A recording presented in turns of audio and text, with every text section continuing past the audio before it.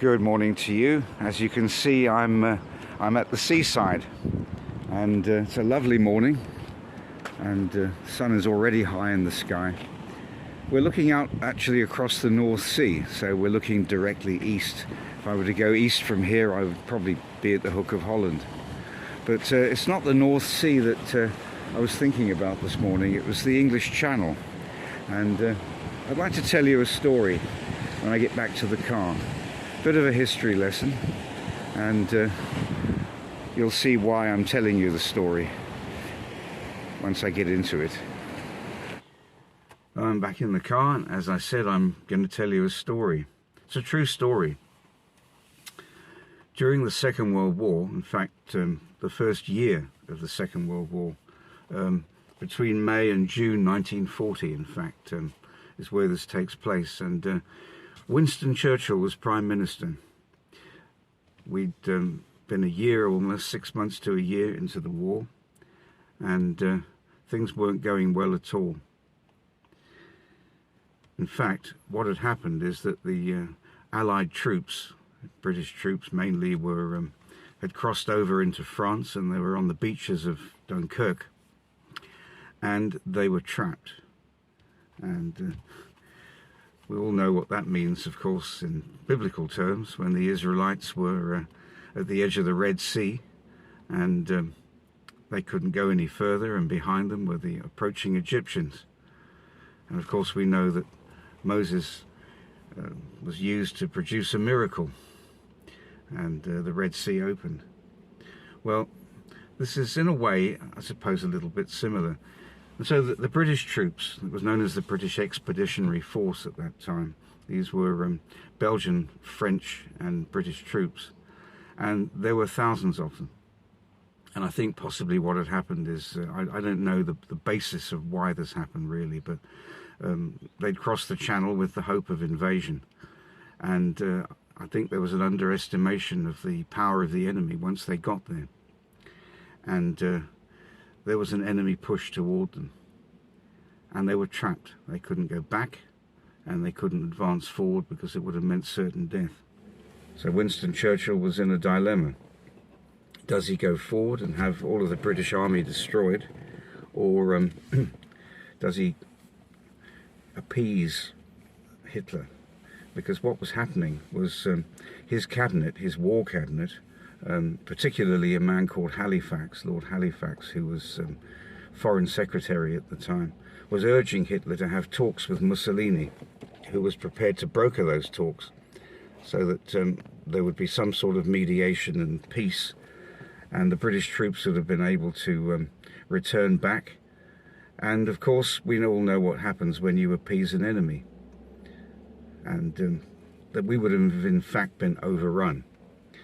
I, as a Jew, wouldn't have been here because this country would have been speaking German. And Churchill stood alone. He stood alone in this situation. What does he do? Does he have peace talks with Adolf Hitler and find that we just become vassals of their state? Because that was Hitler's plan, wasn't it? He just wanted serfs and slaves, basically. And that's what would have happened. So we were in dire trouble. But Churchill, he just felt, no, this can't happen. And he stood against Lord Halifax. And it was really hard because he had to decide whether to sacrifice. There was a contingent of soldiers, about 4,000 of them, that were further inland.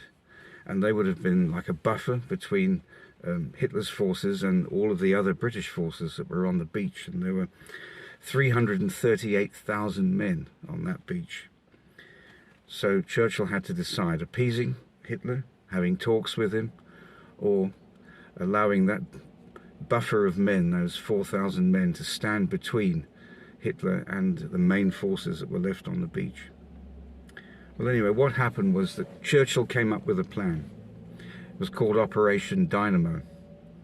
And to cut a long story short, 338,226 men were evacuated from the beaches of Dunkirk between the 26th of May and the 4th of June 1940. And what happened was that Churchill had commandeered over 800 fishing vessels, yachts, pleasure boats, all kinds of boats, even lifeboats, to go across the channel, and it's 25 miles of water approximately, to go and pick up these men, until eventually some of them, I think, were put onto the small boats and then transferred to destroyers. And this was an amazing feat. This was a miracle, because although many thousands of men in that buffer zone were sacrificed, the 338,000 men escaped, and they got back to Britain through the use of these civilian vessels. And it made me think about the scripture, which is what I'm saying, because Churchill declared this a miracle. And what does the scripture say? Matthew 5 verses 18 to 20. And Jesus, walking by the Sea of Galilee, saw two brethren, Simon called Peter and Andrew his brother, casting a net into the sea, for they were fishers. And he saith unto them, Follow me, and I will make you fishers of men. Well, this was a practical story, of course. The British Army was facing the Nazi threat. What do? Do you give in, or do you continue? And I'm putting this in the context today of us as Christians.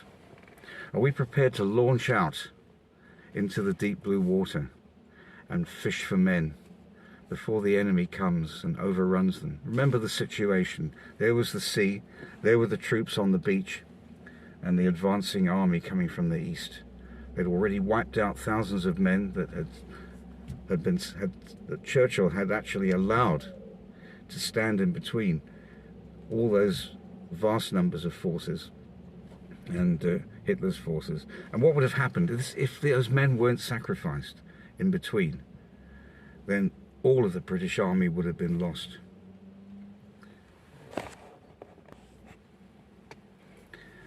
And today I think God is saying to us that he wants Churchills.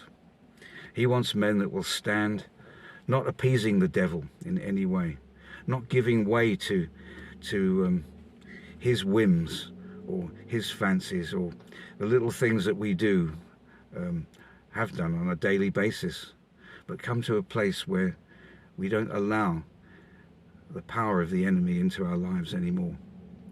Get rid of those things, shake off those besetting sins, and stand against Satan's forces. We have the tools to rescue the people that are lost. We have the fishing vessels, and we are the fishing vessels. They can come to us for safe harbour and hear the gospel. But very often, pastors are not prepared to launch their fishing vessels out.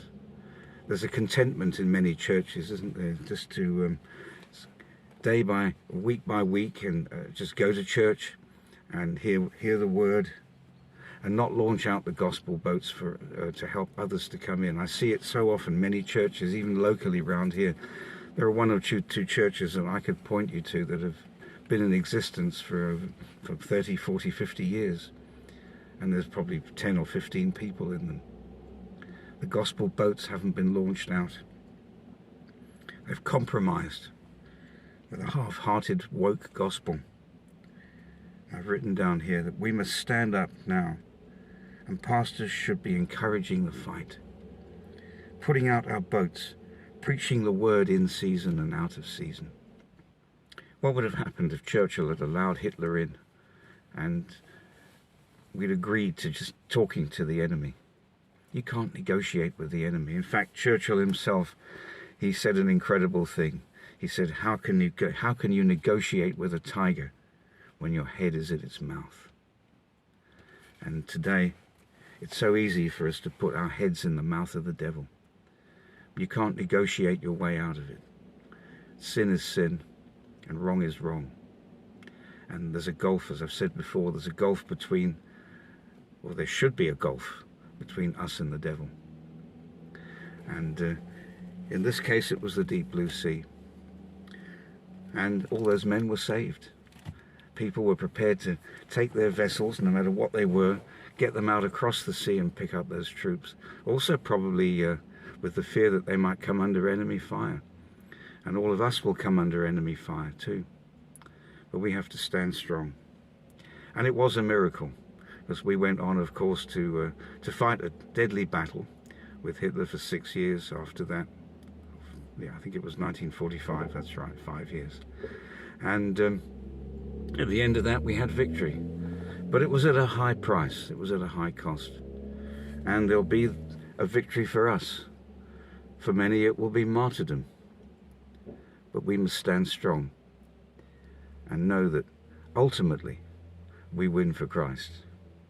So I just pray that you'll keep that story in mind and remember that you are a fishing vessel and that you need to get out into the open sea, and wherever the Lord allows you or leads you to share the gospel, do it in season and out of season. And have a blessed day.